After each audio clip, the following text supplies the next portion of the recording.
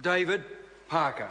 Thank you, Mr Speaker. I rise to take a call on the Taxation Annual Rates, Employee Allowances and Remedial Matters Bill. Labor will be supporting this bill. There are some good provisions in this legislation, but I do want to just deal with some of the submissions that were made to the Select Committee in respect of the agreement, the intergovernmental agreement on tax enforcement, which the United States government is effectively enforcing on the New Zealand government. And I want to deal with some of the concerns that have been raised by the submitters on the bill. Can I say at the outset, sir, that the Labor Party does not support tax avoidance. We think that there's tax avoidance around the world and in New Zealand, too much of it. It's concentrated amongst the most wealthy. Some of that avoidance is legal through tax loopholes like the absence of a capital gains tax in New Zealand, which of course is the largest gaping hole in our tax affairs and means that middle-income New Zealanders effectively pay higher rates of taxation on their economic income.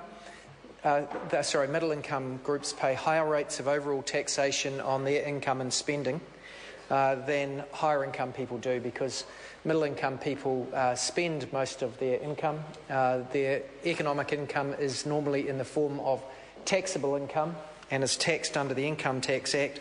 Their spending is captured by GST, and their savings are not as high as higher income people who also have the benefit of avoiding tax on irregular capital income payments, which we know are disproportionately received by the most wealthy in society. So, Mr Speaker, if there's a glaring omission in this bill, it's to curb that hole in our tax system, which should be curbed for both reasons of fairness and reasons of economic efficiency. Mr Speaker, it's no coincidence the OECD, the IMF, the Reserve Bank and the Treasury, all in their own way, say that this tax bias that we have at the moment, which shields some forms of economic income from being taxed, even though they are economic income relied upon by the recipients, that all of those agencies say that that is one of the best things that could be done for the strength of the New Zealand economy, so that we had people firstly paying their fair share of tax so that other people don't have to pay it for them, and secondly we would have a stronger economy because we would have investment going into the productive parts of our economy rather than disproportionately into speculation on land-based assets. And the Prime Minister's plaintiff cries that we already have a capital gains tax are of course nonsense, and they're seen by the vast majority of public to be nonsense. What is true is that there are some categories of transaction involving land that are tantamount to trading in land or trading in changes in the value of land occasioned by changes in planning status, for example, which cause those transactions to be treated as income. It is not a capital gains tax, it is a tax on income-related activities for people who are traders. What's that?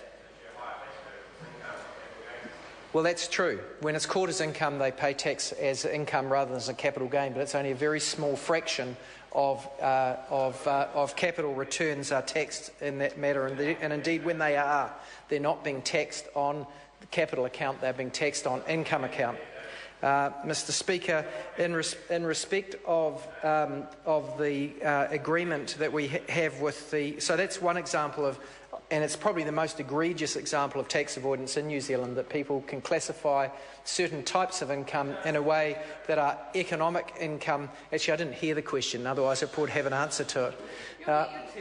But the member can take a call and explain to New Zealand why it is fair that the richest people in New Zealand don't pay as high a rate of tax on their overall economic income as middle-class taxpayers who can't take advantage of some of those tax loopholes. Mr Speaker, in respect of international tax avoidance, there are people who hide income from their home jurisdiction by failing to disclose it. And America, which has got an enormous budget deficit at the moment, unlike New Zealand, they didn't have a progressive government during the thousands It's notable that the big difference between America and New Zealand tax policy is that in the thousands, New Zealand had a progressive Labour government. It ran enormous budget surpluses and therefore didn't have this huge debt overhanging them at the time of the global financial crisis, didn't have to cut back spending in a way that caused the downward spiral that we've seen in places like the tax take that's occurred in the United States and parts of Europe. And as a consequence, the New Zealand government here, on the back of those surpluses and low debt and low unemployment they inherited, haven't had the same need to curb government expenditure in the same way as happened overseas, and they've been able to get back to surplus in 6 years, which is a good thing. But in the United States, they're not in that happy position because they had a government that did exactly as the national government said the Labour government at the time, the national opposition said the Labour government should have done. They had a government that during those times of plenty still ran deficits and ran up government debt, and so they're now scrambling around trying to enforce every little last bit of tax that they can, except from the wealthy, actually, in the case of the United States as well. But they're trying to crack down on some of this international tax avoidance, including from their own citizens who might live in a country like New Zealand but be due to pay tax in America. Now, this is where it gets quite complex because, Mr. Speaker, the American system of taxation is different from virtually any other country in the world in that they tax on the basis of citizenship rather than where people live and earn their money. So in New Zealand, if you're a New Zealand resident while you're here, you pay tax. If you move overseas, even if you remain a citizen, if you become a resident of some overseas country and that's where you're living and you're not back here frequently, then you actually don't have to pay tax in New Zealand. Under the American system, you're taxed forever if you're still a citizen. And that causes problems for people who have also become New Zealand residents, who've left the United States, come to New Zealand, living New Zealand lives, haven't renounced their US citizenship, and even if they did, they'd incur enormous tax penalties when they did, and they're really in a cleft stick. And they're worried that the FATCA agreement will effectively mean that the American Inland Revenue Service will come to them living in New Zealand, even though they've paid New Zealand taxes in accordance with New Zealand law. The Americans can theoretically say that they want them to pay a second lot of tax in America. That, of course, was patently unfair, but that unfairness arises not from New Zealand's tax laws, that arises from the American tax laws, and as has already been pointed out by Paul Goldsmith, and I agree with him on this point, this legislation that we're passing through another stage today doesn't change that reality, but it does put those citizens perhaps more at risk because that information will or may be shared with the Americans under this agreement. Now, Mr. Speaker, we were assured by the officials that it's not intended to be chasing those sorts of people, but, you know, I can understand their nervousness that might be the case in some future time. So why then is New Zealand forced into the position that we actually have to pass this legislation? Well, because as other countries have found around the world, if we don't, effectively there will be additional taxes taken from New Zealanders who are meeting their obligations in respect of investment vehicles that have some investments in America. And I don't think there would be many people in this House who should think that we should be imposing those additional tax obligations on New Zealand investors, for example, in their KiwiSaver schemes who have investments in America.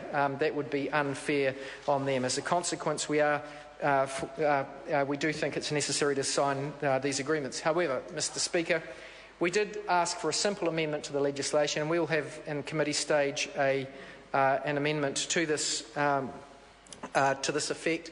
It should have in the empowering legislation an obligation that these agreements are reciprocal. At the moment, this legislation has got no principles setting out the limits to the discretion of the Inland Revenue Department to enter into these IGAs, these intergovernmental agreements, and we think that the discretion of the Revenue Department should be limited so that they've got to be reciprocal, and it would be good if we could put some of these other protections in. As well as that, Mr. Speaker, we thought we should be using this point of leverage to try and thank you, Mr. Speaker, to try and exert some pressure on the America in respect of companies like Google and Facebook who are not paying their fair share of tax in New Zealand on their New Zealand-derived revenue.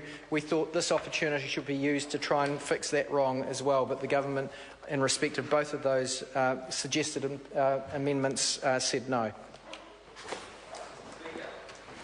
I call the honourable member Gareth Hughes.